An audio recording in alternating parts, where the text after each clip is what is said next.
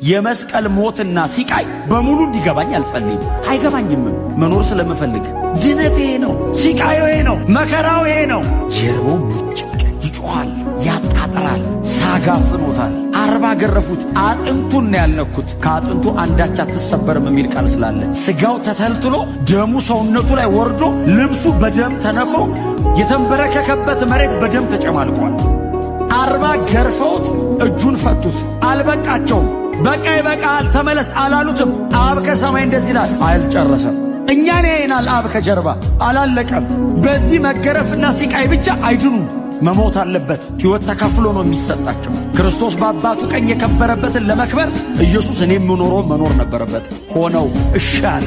ኃጢአት የማያውቀውን እርሱን ስለኛ ኃጢአት አረገው። ማንም ሊሄድልኝ አይችልም ይህንን መንገድ። ማንም ኢየሱስ የሚወድን ያለ አይወድህም። ማንም አይሞትልኝም ልሙትልህ ብሎ ቢፈቅድም አይችልም። እግዚአብሔር አይቀበለውም። ኢየሱስ ፈቃደኛ ነው። በእግዚአብሔር ፊት ክብር አለ። እያሰቃዩት ነው። መሞት ብትፈልግ ሞት እንዲርቅህ ነው የሚያደርጉ።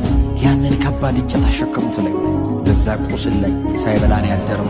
ሳይበላ ነው በቀን 3 ፍርድ ቤት ሲንከራተት የዋለው። ያንን ሁሉ ወደ 127 ኪሎ ሜትር በእግር ሄዷል። በዚያ ሁሉ ሲቃይ መካከል የዓለምን ሁሉ ኃጢአት ተሸክሟል ላዩ ላይ። በዛ ላይ አባቱ ትቶታል። በዛ ላይ አንድ ተከታይ አጠገቡ የለም። ሁሉ ትተውት ሄደዋል። ያንን ደረቅ እንጨት ተሸክመው ከጲላጦስ የፍርድ ወንበር እስከ መሰቂያ እስከ ራስ ቅል ሚሏት እስከ ጎልጎታ ድረስ 0.8 ኪሎ ሜትር ነች። ቪያ ዶሎሮሳ ይሏታል።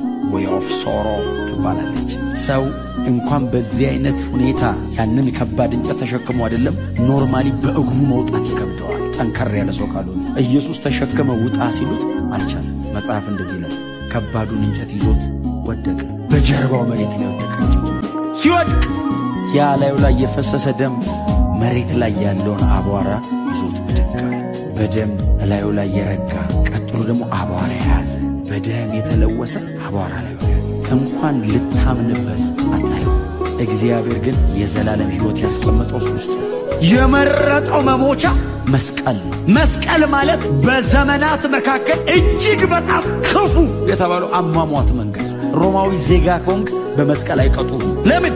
ለዜጋቸው እንደዚህ አይነት ሞት አይገባም። ብዙ ልጆችን ወደ ክብር ለማምጣት ኢኮኖሚ ነው። አንድ ልጁ ላይ ወሰደ። እግዚአብሔር የጨከነው እኔን አይቶ ነው። እግዚአብሔር የዘላለም ሕይወት ያስቀመጠው የተሰቃየው መሲህ ውስጥ ነው። ለዛ ነው ጳውሎስ እኛ ግን የተሰቀለውን ክርስቶስን እንሰብከዋለን።